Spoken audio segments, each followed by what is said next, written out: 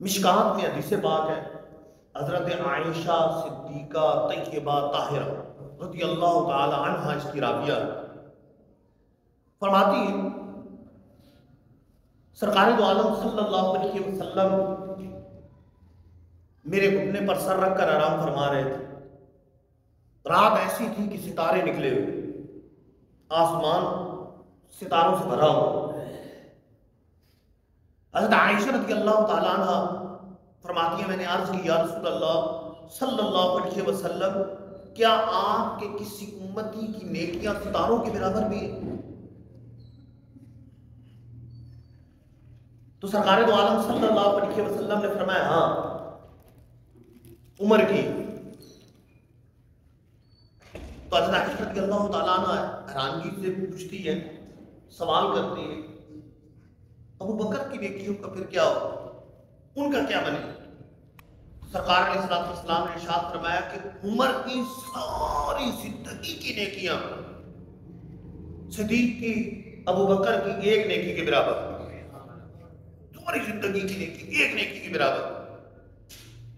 یعنی رب نے صدیق اکبر رضی اللہ تعالیٰ عنہ کو مرتبہ عطا فرمایا کہ ایک نیکی بھی فاروق اعظم رضی اللہ تعالیٰ جو صدیق اکبر کے بعد تمام صحابہ میں سب سے افضل،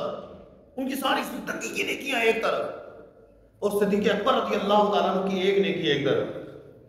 اتنا مرتبہ رب نے صدیق اکبر کو عطا فرمایا، اتنا مرتبہ عطا فرمایا۔ اس حدیث پاک سے یہ بھی پتہ چلا کہ حضرت عائشہ رضی اللہ تعالیٰ عنہ کا عقیدہ یہ ہے کہ حضور جانتے ہیں کہ ستاروں کی تعداد کتنی، حضور یہ بھی جانتے ہیں کہ ان کی امتی کی نیکیاں کتنی، اس لیے سوال کر رہے ہیں کہ حضور یہ بتائیں کہ ستاروں کے برابر آپ کی کسی امتی کی نیکیاں ہیں؟ تو سرکار علیہ السلام نے ان کے عقیدے پر مہر لگاتے فرمایا کہ ہاں عمر کی نیکیاں ہیں۔ لیکن پھر ابو بکر صدیق رضی اللہ تعالیٰ عنہ کا مرتبہ اس طرح سمجھایا کہ حضرت عمر کی ساری زندگی کی نیکیاں صدیق اکبر کی ایک نیکی کے برابر۔ اسی طرح کی روایت مشکات میں ایک اور بھی حضرت عمر رضی اللہ تعالیٰ عنہ سے مروی،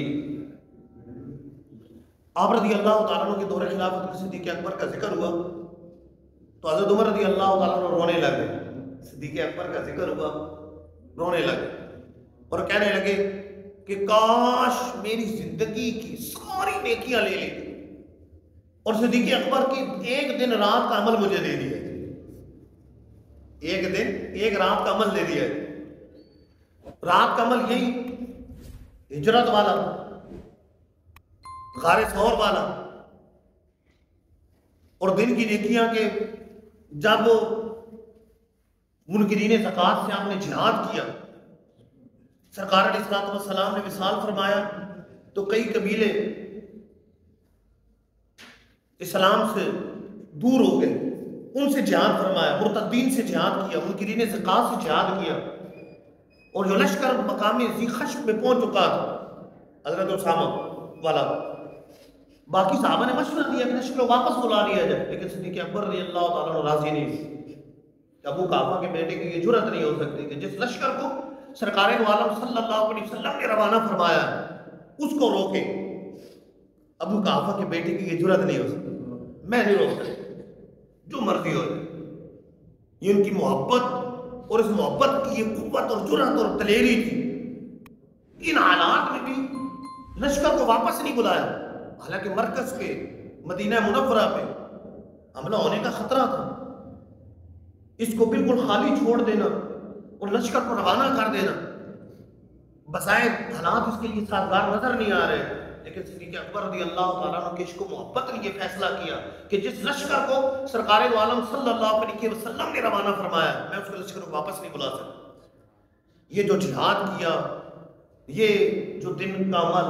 اور جو رات ہجرت والا عمل، فرمایا یہ عمل مجھے دے دیا جائے، فاروق اعظم کہہ رہے ہیں، اور میری زندگی کی ساری نیکیاں لے لیں۔ سفر ہجرت میں اس کا بھی ذکر ہے، اور پیچھے بھی وہ ایک نیکی اس طرف ہی اشارہ ملتا ہے کہ یہ نیکی بڑی عظیم نیکی ہے کہ جو حضور کی معیت میں صدیق اکبر رضی اللہ تعالیٰ عنہ نے سفر ہجرت کیا، یہ سعادت حاصل کی۔